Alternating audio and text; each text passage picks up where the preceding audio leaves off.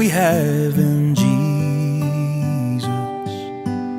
All our sins and griefs to bear.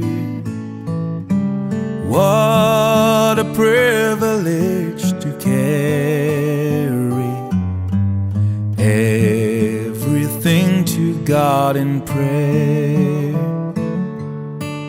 Oh, what peace we often forfeit. Oh, what needless pain we bear. All because we do not care.